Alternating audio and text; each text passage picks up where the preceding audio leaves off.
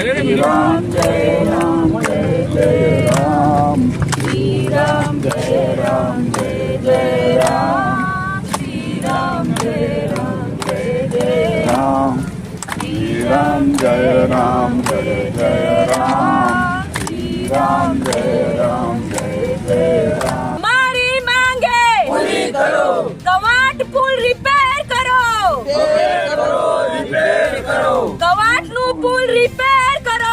નમસ્કાર દર્શક મિત્રો, ધ ઇન્ડિયા ટાઈમ્સમાં આપનું સ્વાગત છે। છોટાઉદેપુર જિલ્લામાં છોટાઉદેપુર કવાટ માર્ગ ઉપર રસ્તામાં આવતી કરા નદી ઉપરનો બ્રિજ જર્જરિત થઈ ગયો છે, જેના કારણે ત્યાંની પેરાફીટ પણ તૂટી ગઈ છે અને પોલમાં ગાબડું પડ્યું હોય છે અને આમ આદમી પાર્ટીના નેતા રાધિકાબેન રાઠવા સમર્થકો, કાર્યકરો અને સરપંચો સહિત અનશન ઉપર ઉતરી ગયા છે અને જ્યાં તેઓએ અખંડ રામધૂન પણ કરી હોય અને પુષ્પ વડે જર્જરિત પુલને શ્રદ્ધાંજલિ આપતા હોય તેવો કાર્યક્રમ પણ કર્યો હતો। આ અંગે પોલીસ પર ઘટના સ્થળ ઉપર પહોંચી ગઈ હતી અને રાજનૈતિક મારો ડ્રામો યોજાયો હતો અને ચર્ચાનો વિષય બન્યો હતો, જ્યારે મોટી સંખ્યામાં લોકોના ટોળા બ્રિજ ઉપર જોવા મળ્યા હતા અને પોલીસે કાબુ મેળવવાનો પ્રયત્ન કર્યો હતો। આવો શું જણાવી રહ્યા છે રાધિકા રાઠવા, જોઈએ। સાઈડના જે દીવાર છે એ તૂટી ગઈ છે અને વચ્ચે પણ બ્રિજ એવી પરિસ્થિતિમાં છે કે બે ભાગલામાં પડી જશે। જેવી રીતે ગંભીરા પુલ બરોડામાં જે પરિસ્થિતિ થઈ હતી, આ એ જ પરિસ્થિતિ અહીંયા થવાની છે અને જીવનું જોખમ છે। ઘટના કરો, મારો ટેમ્પો हाँ चलो बोलो।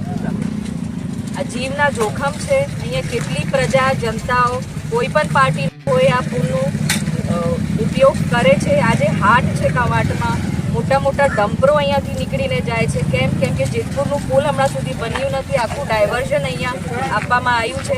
આ પુલ કોઈ પણ સમયે તૂટી પડશે અને મોટી એક ઘટના ચોક્કસ થશે અને આની અગર અહીંયા કોઈ એકલી ગંભીર ઘટના થઈ તો આની જવાબદારી ભાજપના ચૂંટાયેલા પ્રતિનિધિઓ, સાંસદો હોય, ચીફ મિનિસ્ટર હોય, પ્રધાનમંત્રી હોય, ધારાસભ્ય હોય, ભાજપના જિલ્લા પંચાયતના સભ્યો હોય, તાલુકા પંચાયતના સભ્યો હોય, કવાંટ તાલુકાના, એ બધા જવાબદાર રહેશે અને એમના ઉપર એક અમે બધા મળીને એક ફરિયાદ કરીશું અગર કોઈ પણ એક જીવને તકલીફ પડી આ કવાટમાં। ભાજપ સરકાર હાય હાય, ભાજપ સરકાર હાય હાય, हमारी मांगे पूरी करो।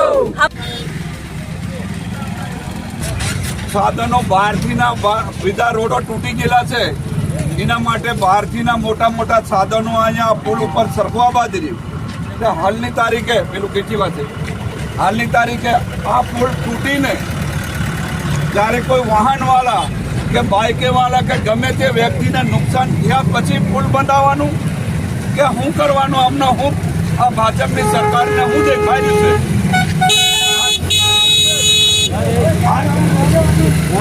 આ સરકારને દેખાય છે કે નહીં દેખાતું? એટલે મારે એમને એમ કહેવાનું છે કે આ સરકાર તમે અમારા 138 સીટ ઉપરના ધારાસભ્ય શ્રી સાહેબ, સંસદ સભ્ય સાહેબ, તમને શું દેખાય છે? પ્રજા અમારી મરે કે તૂટે કે તૂટી જાય ત્યારે તમે સમય આવે છે, તમને મત લેવાની તમારો વિચાર છે, પણ અમારે આ પ્રજાનું શું થશે? અમારે બહારથીના વાહનો આવે છે, ત્યાં તૂટી જાય અને કોઈ પ્રજાને જીવ ગુમાઈ જાય ત્યારે સરકાર આને દેખવાનું છે કે કારખાનું બાંધકામ કરવાનું છે। આ જય હિન્દ, જય આદિવાસી, દરેક ગામના આપણા ભાઈઓ આનો રજૂઆત કરવા માટે અમે આવેલા છે। ખૂબ ખૂબ આભાર। જય આદિવાસી, જય